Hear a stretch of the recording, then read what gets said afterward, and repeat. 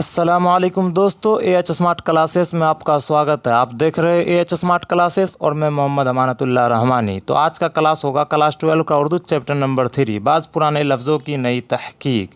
یہ ایک مضمون ہے اور اس کا مصنف کون ہے؟ سید سلیمان ندوی۔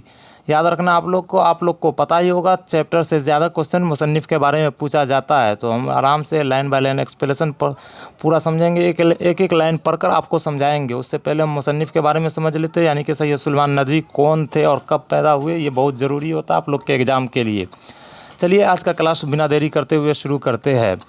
19ویں صدی کے اواخر میں چند شخصیات نے آنکھیں کھولی، جن میں اور 20ویں صدی کے آغاز میں مدارس اسلامیہ سے فارغ ہو کر قومی منظر نامے پر ابھرنے میں کامیاب رہے۔ ان میں مولانا ابوالکلام آزاد کے ساتھ سید سلیمان ندوی کا اہمیت کا حامل ہے۔ صوبہ بہار کی ایک مردم خیز بستی دسنا، جو اب موجودہ نالندہ ضلع میں واقع ہے، وہاں 22 نومبر 1884 عیسوی کو سید سلیمان ندوی پیدا ہوئے۔ کیا کہا جا رہا ہے؟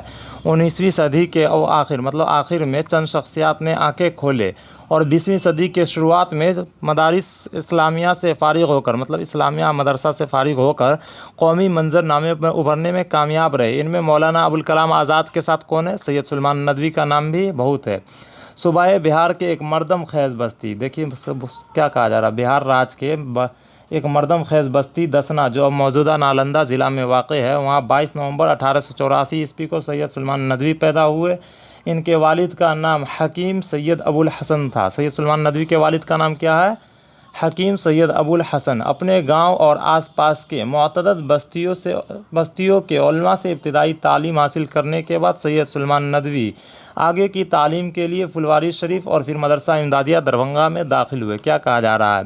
اپنے گاؤں اور آس پاس کے متعدد بستیوں، اپنے گاؤں کے آس پاس مکتب ہوتا ہے، اس کے بستیوں کے علماء سے ابتدائی شروعاتی تعلیم حاصل کرنے کے بعد سید سلیمان ندوی آگے کی تعلیم کے لیے پھلواری شریف پٹنہ، اس کے بعد پھر مدرسہ امدادیہ دربھنگہ جو لاڑیا سلائی میں ہے، وہاں جا کر داخلہ لیا۔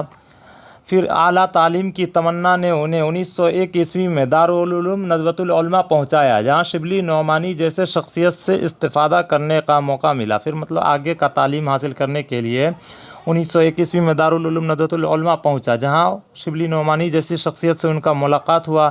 وہاں انہوں نے مولانا فاروق صاحب چریا کوٹی سے بھی تعلیم حاصل کی۔ دارالعلوم ندوہ میں مولانا فاروق صاحب چریا کوٹی سے بھی تعلیم حاصل کی تھی، اور دینی اور درسی کتاب کے ساتھ ساتھ ادبی تعلق بھی قائم ہوتا گیا۔ عبدالحلیم شرر کے ناول اور طلسم ہوش رہا جیسی کتابیں وہ تصنیف و تالیف کے پہلے پڑھ چکے تھے۔ کیا کہا جا رہا ہے؟ عبدالحلیم شرر کے ناول اور طلسم ہوش رہا جیسی کتابیں وہ تصنیف جو ہے وہ پہلے پڑھ چکے تھے۔ 1902 عیسوی میں ان کا پہلا مضمون پٹنہ کے رسالہ الپنچ میں خواتین کی تعلیم عنوان سے شائع ہوا۔ کیا کہا جا رہا ہے؟ 1902 عیسوی میں، یاد رکھیے گا یہ کوسچن آپ کے ایگزام میں بھی پوچھا جائے گا۔ 1902 عیسوی میں ان کا پہلا مضمون خواتین کی تعلیم جو ہے پٹنہ کے رسالہ الپنچ سے شائع ہوا تھا۔ اسی سال مخزن لاہور میں ان کا ایک مضمون آخر وقت شائع ہوا۔ پھر 1903 عیسوی سے ان کے اشعار، نظمیں اور غزلیں بھی شائع ہونے لگے۔ پھر اس کے بعد 1903 عیسوی سے ان کے اشعار اور نظمیں اور غزلیں بھی شائع یعنی کہ پرکاشن ہونے لگے۔ پھر 1906 عیسوی میں رسالہ الندوۃ ادارہ بھی سید سلیمان ندوی کی تحویل میں آ گئی۔ پھر اس کے بعد 1913 عیسوی میں سید سلیمان ندوی مولانا ابوالکلام کے اخبار الہلال سے وابستہ ہوئے۔ اس کے بعد 1913 عیسوی میں جہاں ہائی لائٹ کیا ہوا وہ پوائنٹ آپ لوگ کو یاد رکھنا ہے، کیونکہ ایگزام میں پوچھا جائے گا۔ 1913 عیسوی میں سید سلیمان ندوی مولانا ابوالکلام آزاد کے اخبار الہلال سے وابستہ ہو گئے۔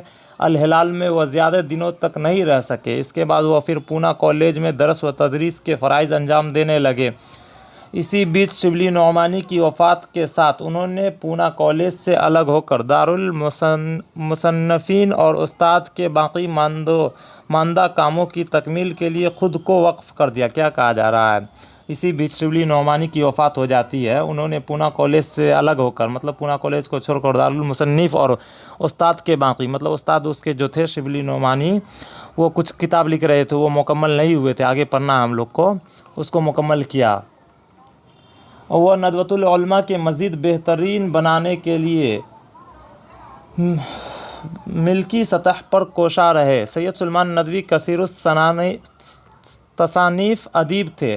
عربی ادب، اسلامیات، تاریخ سواہ اور ادبیات اور ترتیب و تدوین ان کے خاص میدان ہے۔ اردو زبان و ادب سے متعلق ان کے مضامین خاص طور پر کیا کہا جا رہا ہے؟ اردو ادب سے متعلق ان کے کچھ مضامین ہیں جو خاص طور پر نقوش سلیمانی، ہماری زبان کا نام، مضامین سلیمان اور مقالات سلیمان میں شامل ہے۔ اگر آپ کے ایگزام میں 2 نمبر میں پوچھ دیا جائے گا سید سلیمان ندوی کے اردو زبان کے متعلق کچھ مضمون کے نام لکھیے، تو آپ لوگ یہی لکھیے گا: نقوش سلیمانی، ہماری زبان کا نام، مضامین سلیمان اور مقالات سلیمان۔ اسی طرح یاد رکھنا آپ لوگ کا جتنا ہائی لائٹ کیا ہوا سب امپورٹنٹ ہے، اس لیے آپ لوگ کو ہائی لائٹ کیا ہوا ہر حال میں یاد ہونا چاہیے۔ چلیے آگے دیکھتے ہیں۔ شبلی نعمانی کی حیات و خدمات پر سید سلیمان ندوی کی کتاب حیات شبلی قاموسی اہمیت کے حامل ہے۔ شبلی نعمانی کے خطبات اور مقالات کے 8 جلدوں میں سید سلیمان ندوی نے مرتب کر کے شائع کیا۔ شبلی کے خطوط بھی انہوں نے 2 جلدوں میں شائع کیا۔ شبلی نعمانی کے خطوط جو تھے ان کو بھی 2 جلدوں میں سید سلیمان ندوی نے پرکاشن کیا تھا۔ سیرت النبی صلی اللہ علیہ وسلم جلد اول ہی شبلی مکمل کر سکے تھے۔ کیا کہا جا رہا ہے؟ سیرت النبی صلی اللہ علیہ وسلم کس کا تھا؟ حیات شبلی نعمانی کا تھا، جس کو پورا نہیں کر سکے تھے تو پھر سید سلیمان ندوی نے پورا کیا تھا۔ اگر آپ کے ایگزام میں پوچھا جائے گا شبلی نعمانی کی کون سی تصنیف نامکمل کو سید سلیمان ندوی نے مکمل کیا تھا، تو آپ لوگ سیرت النبی میں ٹک کیجیے گا۔ سیرت النبی صلی اللہ علیہ وسلم جلد اول ہی شبلی مکمل کر سکے تھے اور دوسری جلد لکھنے کا مرحلہ نامکمل تھا، اور دوسرا جلد جو لکھنے کا کام تھا وہ مکمل نہ تھا۔ سید سلیمان ندوی نے دوسری کو پایا تکمیل تک پہنچایا، پھر تیسری، چوتھی، 5ویں اور 6ٹھی جلدیں تصنیف کر کے اپنے استاد کی آخری خواہش پوری کی۔ پھر کیا کہا جا رہا ہے؟ سید سلیمان ندوی نے دوسری کو پایا تکمیل تک پہنچایا اور پھر تیسری، چوتھی، 5ویں اور 6ٹھی جلد تصنیف کر کے مطلب لکھ کر اپنے استاد کی آخری خواہش مطلب شبلی نعمانی کی آخری خواہش جو تھی اس کو پورا کی۔ عرب و ہند کے تعلقات، عربوں کی جہاز رانی، سیرت عائشہ، حیام اور رحمت عالم ان کی مشہور کتابیں۔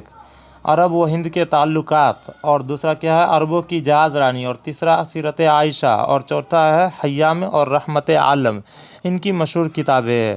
انہوں نے لسانیات سے متعلق بہت سارے مضامین لکھے۔ انہوں نے اردو کے ابتدائی ماہرین لسانیات میں شمار کیا جاتا ہے۔ 23 نومبر 1953 عیسوی کو مختصر علالت کے بعد کراچی میں انتقال ہو گیا۔ کیا کہا جا رہا ہے؟ 23 نومبر 1953 عیسوی میں سید سلیمان ندوی کا کراچی میں انتقال ہو گیا۔ یاد رکھنا ہے کہاں انتقال ہوا، تو کراچی میں، اور کب ہوا؟ 23 نومبر 1953 عیسوی کو۔ تو آپ لوگ سید سلیمان ندوی کے بارے میں جان چکے ہیں۔ اب آپ لوگ چیپٹر کی اور چلتے ہیں۔ چیپٹر کا نام ہے بعض پرانے لفظوں کی نئی تحقیق۔ اس میں پرانے لفظوں کے بارے میں بتایا گیا ہے۔ چلیے آج کا کلاس شروع کرتے ہیں۔ پھر آگے، پیٹ کے لیے کھانوں میں سب سے زیادہ ضروری کھانا کون سا ہے؟ لوگ اپنے تجربہ اور عادت کے مطابق اس کے کئی جواب دے سکتے ہیں۔ کیا کہا جا رہا ہے؟ پیٹ کے لیے کھانوں میں سب سے زیادہ ضروری کھانا کون سا؟ اگر آپ سے کوئی پوچھے گا پیٹ کے لیے کھانوں میں سب سے زیادہ ضروری کھانا کون سا ہے، تو آپ اپنے حساب سے جواب دے دیجیے گا، عادت کے حساب سے۔ لیکن سید سلیمان ندوی کیا کہتے ہیں وہ ہم لوگ کو پڑھنا ہے۔ لیکن میں سمجھتا ہوں کہ جو میرا خیال ہے وہی اکثروں کا ہے، یعنی یہ کہ کھانوں میں سب سے زیادہ ضروری کھانا ناشتہ ہے۔ صبح سویرے اٹھ کر منہ میں کچھ پڑ جانے سے سارے دن کے لیے ڈھراس ہو جاتی ہے۔ مطلب کیا ہے؟ رات میں ہم لوگ کھانا کھا کر سو جاتے ہیں، پورا رات 9 بجے کھانا کھاتے ہیں، 9 بجے سے پھر سو جاتے ہیں، تو صبح اٹھ کر ناشتہ، یعنی کہ پورا رات کا بھوکا رہتے ہیں، تو ناشتہ کھانا سب سے زیادہ ضروری ہے، ناشتہ ہے۔ وہی سید سلیمان ندوی کہہ رہے ہیں۔ یہ عجیب بات ہے کہ ناشتہ کے لیے اکثر زبانوں میں بھوک توڑنے کی اصطلاح بن گئی ہے۔ یہ عجیب بات ہے کہ ناشتہ کے لیے اکثر زبانوں میں بھوک توڑنے کی اصطلاح بن گئی ہے۔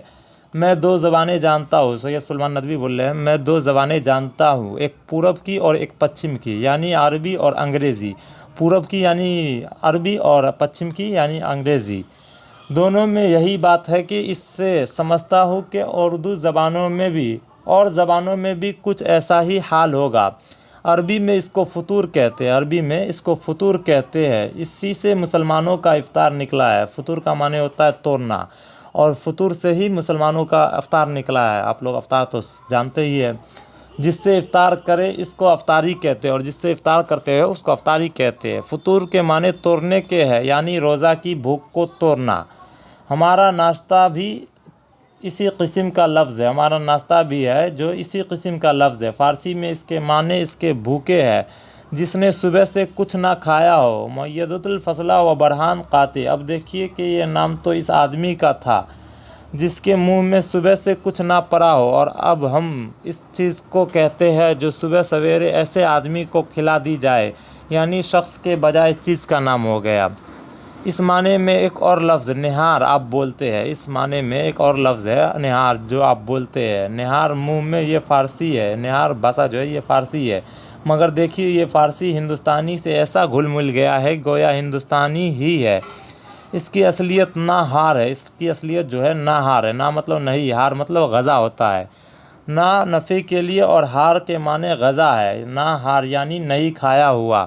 برہان قاطع، اب اس سے نہاری یعنی نہاری تیار ہو گئی، اب اس سے نہاری تیار ہوئی جو صبح کو نہار منہ میں کھائی جاتی ہے، جو صبح سویرے کھائی جاتی ہے۔ اور لکھنؤ اور دلی میں یہ خاص چیز ہو گئی ہے جو بازاروں میں پکی پکائی بہت چٹپٹی ملتی ہے۔ نہاری لکھنؤ اور دلی میں پکی پکائی صبح سویرے ملتا ہے، اور کولکاتہ میں بھی ملتا ہے۔ نہار سے آہار یاد آیا، نہار سے دیکھیے آہار یاد آیا۔ آہار آٹے کی اس لے کو کہتے ہیں جو غذا اور کپڑے پر اس لیے چڑھائی جاتی ہے کہ وہ مضبوط ہو جائے۔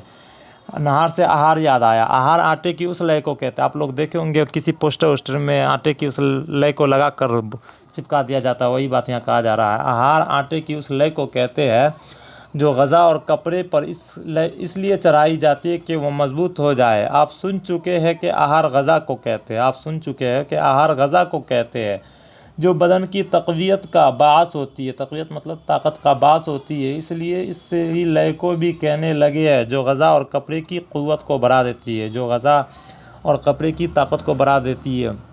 روزمرہ کے کھانوں میں قلیہ قورمہ بہت عام چیزیں ہے۔ کیا کہا جا رہا ہے؟ روزمرہ کی زندگی میں قلیہ قورمہ بہت عام چیز ہے۔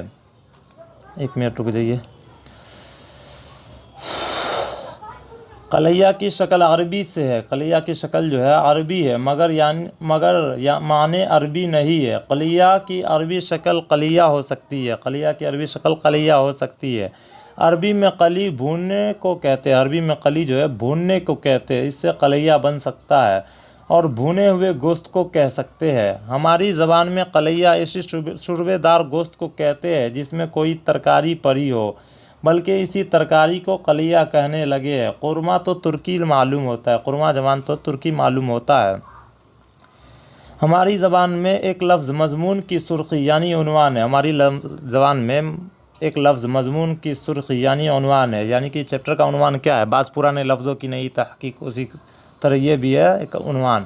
دیکھیے یہ تو سیاہی سے سرخی کیسے بن گیا۔ بات یہ ہے کہ پہلے زمانے میں قلمی کتابوں میں باب اور عنوان کو امتیاز کے لیے سرخی سے لکھا کرتے تھے۔ کیا کہا جا رہا ہے؟ پہلے زمانے میں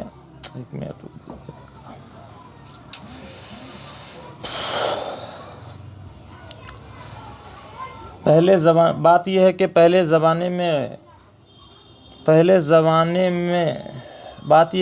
زمانے میں قلمی کتابوں مطلب قلم سے لکھا ہوا کتاب میں باب اور عنوان کو امتیاز کے لیے سرخی سے لکھا کرتے تھے۔ اب ہمارے زبانوں میں جب چھپا ایجاد ہوا، اب ہمارے زبان میں کتاب کیا ہوا؟ چھپا ہوا آ رہا ہے، پہلے قلم سے لکھا جاتا تھا۔ تو خود باب کے یا مضمون کے عنوان کو سرخی کہنے لگے، چاہے آپ کو اس کو سیاہی ہی سے لکھے۔ احدی کے معنی دیکھیے آگے ایک لفظ آتا ہے، احدی کے معنی ہماری زبان میں سست اور کاہل ہوتا ہے، احدی، اور احدی ہا کے اوپر اگر جبر ہو جائے گا تو اکیلا ہو جائے گا۔ آگے دیکھتے ہیں، مگر ان سست کاہلوں کی پیداوار تاریخی ہے۔ احدی اور احدی دیکھیے آگے ہے نا، احدی اور احدی، اس میں جبر نہیں ہے، ہا کے اوپر اس میں جبر ہے۔ احدی کے معنی ہوتا ہے سست، اور احدی کے معنی ہوتا ہے، احدی کے معنی عربی میں ایک ہے، وہ سپاہی جو فوج سے الگ اکیلا ڈیوری کی خدمت پر مامور رہتا ہے۔ اکبر نے اس کو احدی اکیلا کا لقب بخشا ہے، اکبر بادشاہ جو ہے اس کو احدی اکیلا کا لقب بخشا ہے۔ یہ احدی کھاتے تھے اور ڈیوری پر پڑے رہتے تھے، کوئی کام کاج ان سے متعلق نہ تھا، اس لیے زبان خلق سے اس کو سست و کاہل کے معنوں میں کہہ کر پکارا۔ جب زبان خلق کو کون روک سکتا ہے؟ ہماری زبان میں ایک لفظ قلی ہے، آئیے اس کی بھی قلی کھولے، آئیے اس کو بھی ہم جانتے ہیں۔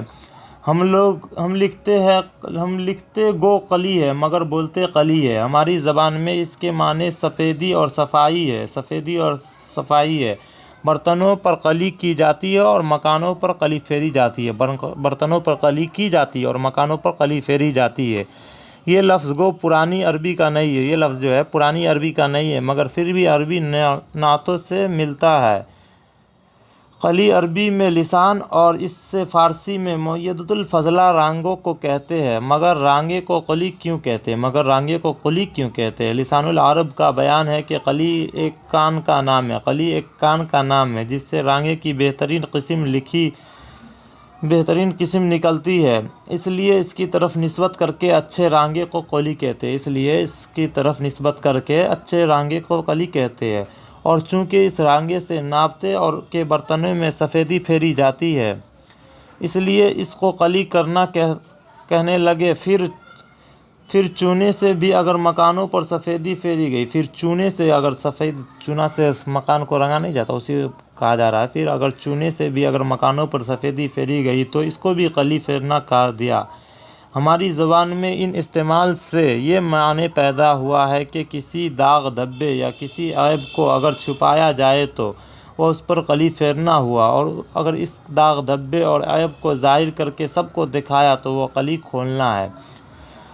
تو اگر آپ لوگ کو کلاس اچھا لگا ہوگا تو ویڈیو کو لائک کر دیجیے اور زیادہ سے زیادہ اس ویڈیو کو شیئر کیجیے گا۔ اگلا ویڈیو میں ہم لائیں گے اسی چیپٹر کا آبجیکٹیو کوسچن۔ چلیے ملتے ہیں اگلے ویڈیو میں۔ السلام علیکم۔